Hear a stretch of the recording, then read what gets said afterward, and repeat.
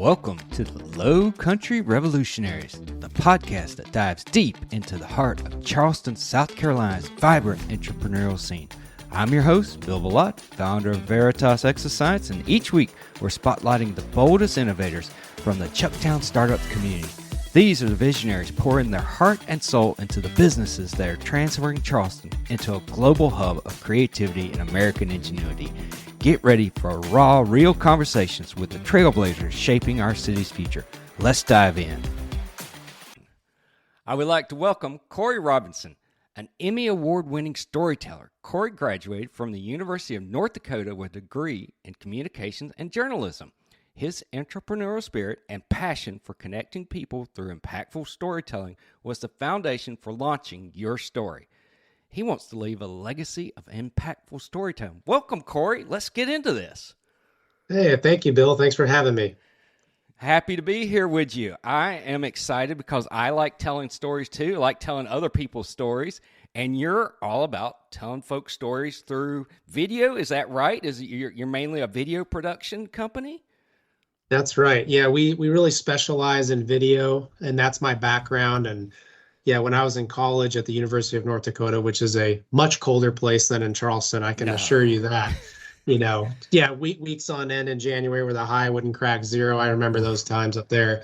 Nice place in a lot of ways, but yeah, the weather was rough. But that's when I really got introduced to it. I got involved with the TV broadcast internship program there. Oh, cool. And just started becoming a reporter and doing all kinds of things around campus, and just loved that I was able to go and experience so many different things and capture it on camera, and the creative work that went behind that. So that's really what kind of got me into it in the first place. That's really cool. So do you consider yourself a journalist, or do you consider yourself a videography, or are you just an entrepreneur who's trying to help people tell their stories? Where do you feel like you fit? That's a great question. I don't know if anybody's ever asked me that. And I definitely would classify myself as an entrepreneur, but I'm an entrepreneur journalist, really, because I take a journalistic approach to the video content that we make for clients and for businesses, which I found is actually really helpful in working with small business owners and people in marketing in terms of making it easy for them to make engaging video content and kind of taking that burden off their shoulders and being able to guide them through that process with my journalistic background. So, but I would definitely classify myself as kind of an entrepreneur and a free spirit, that's probably what my wife would call me anyway. She'd probably call you a few other things too, like mine. Probably a few other things. Yeah, absolutely.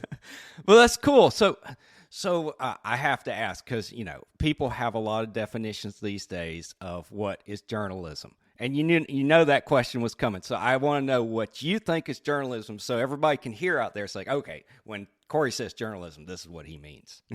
Absolutely. You know what? That's another great question. And I think when I think journalism, I think authenticity. And I think being able to put oneself in that moment, immerse yourself in that experience, maybe put yourself in that person's shoes and authentically relay that story through whatever medium it might be, whether it's video or writing or, talking or whatever it might be. And, I think certainly technology and everything, the classic thought of what journalism is has probably changed some, in recent decades, especially. And, when I first got into it, of course, I got a job working for a TV news station, and I covered the news in Charleston. That's actually what brought me here. Oh, cool. I had never been to Charleston. I didn't know anybody here. Of course, I had researched it, but I was, applying to reporter jobs all around the country. And it just so happened, one day through some prayer and reflection, all of a sudden, I got a call that, I had a job opportunity in Charleston. So I packed up my bags and left Minnesota, where I grew up, and drove across the country, and I've been here ever since. And that was 11 years ago now. Wow. I got to cover the Charleston community, working for the TV news station. And really, it was really cool because the guy that hired me said, in about 1 year, you're going to know this community better than somebody that's been here 10. And I completely know what he meant, just because, literally whatever was happening, whatever was going on, we were there, in every possible sense of the word. So it was great. It was a good experience, but, deep down, just wanted some more freedom in my life and wanted to do something more entrepreneurial. And so, it kind of led me down this path of essentially starting my own media company and taking this journalistic approach and working with clients and other businesses. That's really cool. So I have to ask, this is a totally geeky side question, but so since you guys used cameras and stuff, audio, obviously for the TV station, did you guys ever use like the Steadicam technology like you see with movies and stuff for the videography type people? Not at the TV station when I was there. I don't think they had the budget for that. I'll Okay. be honest. Yeah. We were using some old TV ENG style cameras, that were monstrous and hauling those things around town. I had a kind of a beat up old news truck. I think they gave me the oldest Ford Explorer on the lot when I first started. But it worked. It worked great and got around town. But yeah, no, we used some ENG style cameras, and it was very run and gun. And I mean, we filmed everything. Nice. Literally everything. I did interviews with presidential candidates. I was, getting video of perpetrators as they were getting put through bond court in North Charleston, Wow. the Alcannon Detention Center. I mean, anything and everything you could imagine, field biologists from MUSC studying alligators in the Ace Basin. That was probably one of my favorite ones because it was a nature shoot. So got to do some really cool things, but just kind of got, a lot of what we did too was like some of the crime and stuff that was kind of heavy. And I think it was maybe some random Sunday evening when I was sitting outside the Alcannon Detention Center waiting to get a shot of somebody going into the prison. And I was like, you know what, I might need to reevaluate my career choices at the moment. I Right. don't know if I want to do this kind of thing for the rest of my life. But you were telling me like, I've always heard like, people in the video industry, it's like, the two things that are the hardest is animals and children. But you told me like you just did a documentary around, I think, kids with MUSC, right? Yes. So yeah, when I first started my company, and gosh, it's going on, will be 7 years this coming February now. But early on when I started it, I was doing a lot of networking, and I got connected up with a gentleman, big entrepreneur in town named Sean Jenkins. He helped build the MUSC Sean Jenkins Children's Hospital. Nice. And, I was emailing with him, and I think he could tell like I was, pursuing some of these creative ideas. And I'm not sure, what, but anyway, it was definitely a blessing. But we were able to connect, and he was like, you know what, I got this project I'm doing. I'm putting these unique aquariums into this children's hospital for everybody to enjoy, and I want to document it. And I want to, we didn't quite know what we wanted to do with it yet at that point, but we were, basically creating a documentary. And so that went on for a number of years. And through COVID, when things kind of slowed down and we weren't allowed in the hospital for extended periods of time, but it really ended up being a great story. And it had certainly a nature component to it and very inspirational. We did some filming with obviously some families and children and interviewing them and getting their story and weaving that, component into the documentary and the construction of Wow. these unique aquariums within the hospital. And the guy that happened to build them had actually been on a Nat Geo show called Fish Tank Kings, Oh, building cool. aquariums. And so he was very familiar with that kind of world. And he was the one building the aquarium. So he was in a good bit of the film as well. But yeah, that was one of kind of the early projects that we sunk our teeth into. And it was a great learning experience. Obviously, it had some challenges thrown our way with COVID happening and things like that, but also led us to build a relationship with MUSC and the hospital. And, now we do a lot of work, a lot of great marketing stories and video content that we produce for them, on a pretty regular basis. They reach Cool. out to us about it.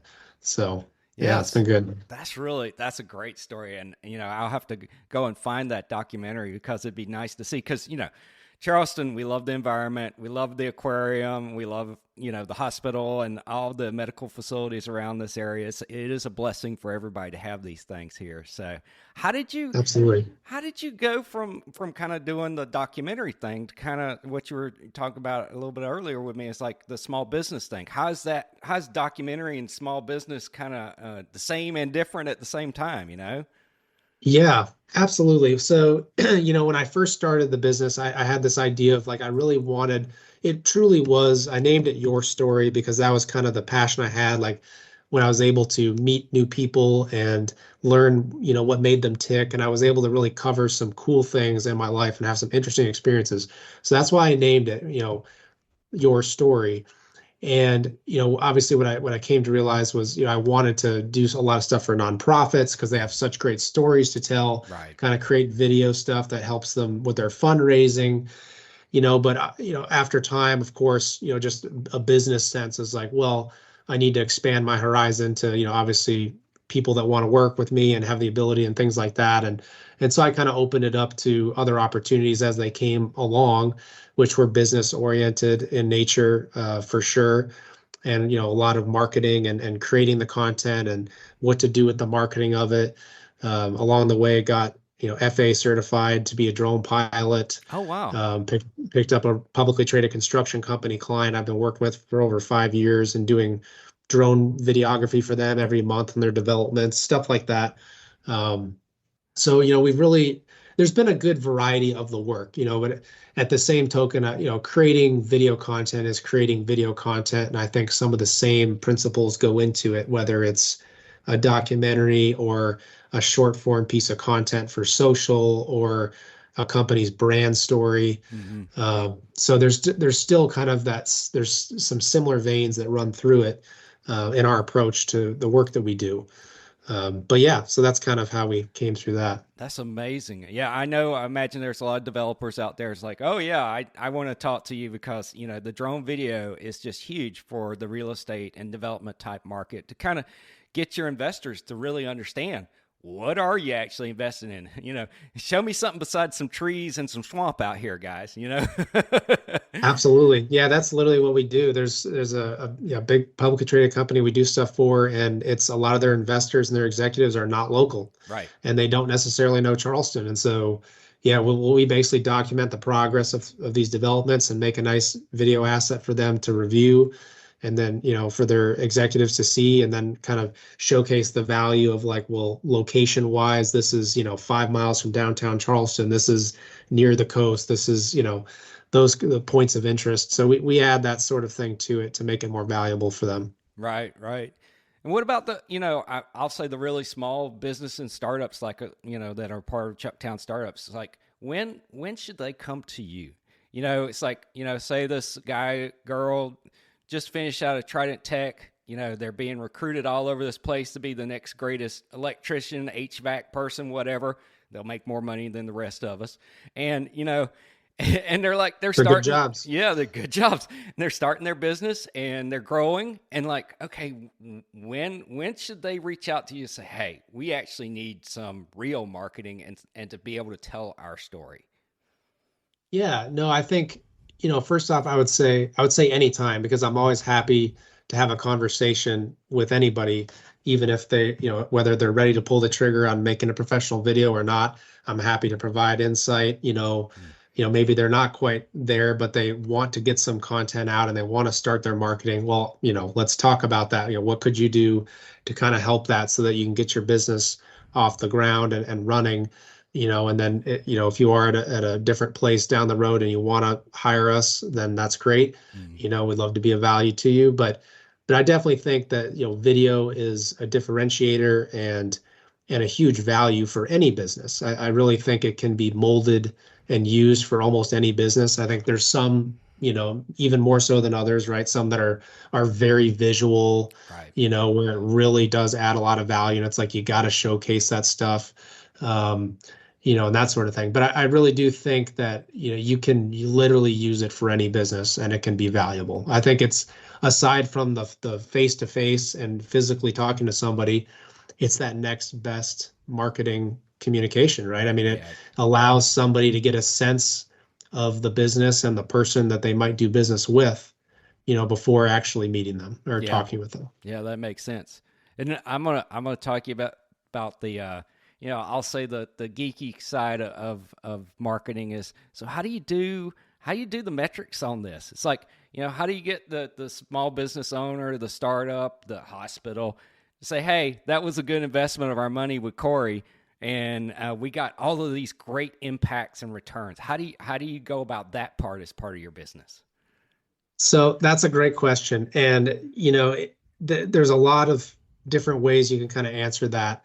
It can be hard sometimes, right, to quantify exactly because the thing of it is that I could make the best video for a business ever, but if it's not used Right. in the best way, then is it going to be that impactful or beneficial for them, right? So, so a lot of times that can be just as important as the video itself, if not more so. But what I would say is, like any business, they should have a good idea on where their business comes from. Right. And when they get the calls or the emails or what, how did you find us? How'd you hear about us?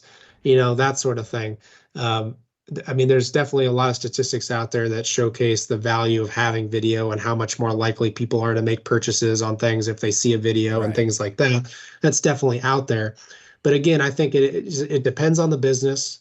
It depends on how the videos are being marketed. And then it depends on the ability to track how how and where that business comes in. Right. So, but I would say, my hope is always that the videos get used to their fullest potential. So, for as one example, I did a video with a nonprofit years ago. I mean, we're talking almost 7 years ago now, and they've used it to help fundraise for their organization. And their organization has grown over the years and gone through many iterations, but they're significantly larger than they were when we first did the video. Right. I'm not attributing all of that to the video, of course, but it's helped, right? It's been in presentations, it's been marketed on social media and things like that. So it can be kind of an intangible thing that can be hard to put an exact figure to at times. Right. But certainly there are ways, if you're running a campaign and you're putting dollars behind those ads that we created, well, you can get a pretty good sense at times of tracking those numbers. Right. Right. And I know, as a startup myself, it's like, you are always trying to think about, how do I give better content than my tagline, and how do I avoid a 2-paragraph explanation of what I do? And video is a great way to kind of shorten that to something everybody can digest and kind of see right away. Oh, this is what you're talking about. Absolutely. I think why do people these days, there's people on YouTube that will literally watch just hours and hours of content of any kind of little thing you could imagine. Right. So it's really about knowing your audience. For my son, he's obsessed with monster trucks. Right. We will literally watch these YouTube channels of these little, sometimes grown men and little boys pushing around toy monster trucks for hours. And like, there's nothing special about the videos themselves or anything that they're doing, right? But it doesn't matter because he's in that audience. So I think it's just always about figuring out that ideal audience for your business. That's a big part of sharing your story, is figuring out, that target audience, and then how you want to communicate with them and how you want to engage with them in the most impactful way possible. And so that usually does end up being a little bit more of there's a creative touch to that. Not only do you want to give them the particulars and the information that they need, but you want to engage them and, kind of create that emotion and get them to take action in some shape or form as well. Right. And it is like trying to figure out, how do you get the emotion part in the content. And it sounds like, you've been around in Charleston for 11 years. You sound like you're here for the long haul. What is about Charleston that's kind of keeping you here? I know, the winters in Minnesota are calling, but I think you'd have to drag me back there kicking and screaming if I was ever gonna. I really don't want to go back. Yeah, no, I love Charleston. I love it. It's definitely my home. I met my wife here soon after moving here. Nice. That probably has played a big part in me sticking around as well. So. We have 3 kids and a crazy dog, so we've got our hands full here. My oldest is in school now and she loves it. And nice. So it's really become our home. And I love Charleston too. I think it's a beautiful place. And as somebody who would definitely classify themselves as a creative person, I'm definitely an entrepreneur. I'm definitely a business person, but also a creative. And it's, to live in a place like this, there's all kinds of inspiration and beautiful places to capture and things like that make it interesting as well, the work that we do. So I do love being here. I love the ocean, and I always dream someday. I love the water, so I love being able to live near the ocean and enjoy that, and just the historical city that Charleston is. So yeah, I definitely don't want to leave anytime soon. Oh yeah. It's got a little bit of everything. It's definitely falls in that characteristic of eccentric and historic at the same time. And like you said, a lot of creative folks around here. And for entrepreneurs, it's like a growing kind of booming place. We're getting so many people coming in and starting things just like you've done. And, so I want to ask you, you've been around for 11 years. You've been doing this. You're still sort of maybe a startup, but you're a little more mature now. So what advice would you have for other young entrepreneurs out there? Yeah, so I think the advice I would have, let's see, be bold in what you want to do. Like, have faith, have courage. I mean, it can be kind of a scary thing, right? Let's just be honest. I mean, whether it's a side hustle or if you get to a point where it's, you're starting some business and this is your thing, you left your job or whatever, and you're getting this idea off the ground, or you're trying to turn it into a real business. So I would say take massive action and just, while you have to think big and think optimistically and have those goals, you also have to kind of fall in love with the present and with the baby steps, because we all know there's a lot of steps, right? I mean, and it almost never happens exactly how you think it's gonna, right? It never does. Right. So, you have to have that kind of ability to adapt, of course, and that sort of thing. But I would definitely say get out in the community, meet people, talk to people, learn, just don't be afraid to get out there and put yourself out there. Like you're going to have to do it. You're going to have to do it a lot. So you better get comfortable with doing it. Yeah. Yeah. And I've heard similar things from other entrepreneurs out there. It's like, getting out there and connecting with the other startups and other companies out there is one of the greatest ways to kind of build and grow. So yeah, that's awesome advice. I really appreciate that. Absolutely. Yeah, no, it's the network and the people is very important. It definitely is. You want to have a good, healthy network and good relationships and a good professional reputation, and you want to be able to add value and everything like that. So there's definitely a skill to, especially if you're more introverted at times, or, we all know those people that are just so naturally good at doing some of that, but a lot of times people aren't, so you kind of have to learn it. Oh yeah, it is a learning process. As someone who's an engineer, it takes a long time to learn how not to be introverted and kind of reach out and talk to people and be comfortable talking to people. So yeah, it is definitely a skill. Absolutely. Well, cool, Cory. This is great. I really enjoyed talking to you today. I loved that I got a chance to tell a little bit of your story. I hope I get to hear some more of it soon. And I think your company's going to keep growing and take off even more so than it has already. So thank you for your time today. Yeah, thanks for having me, Bill. That's a wrap for this episode of the Low Country Revolutionaries. Thanks for joining us as we celebrate the fearless entrepreneurs making wave in Charleston's Chucktown Startups community. I'm Bill Ballott, and it's been an honor to share these inspiring stories with you. If you enjoyed this episode, subscribe, leave a review, and share it with someone who needs a spark of low country innovation. Until next time, keep pushing the boundaries of what's possible.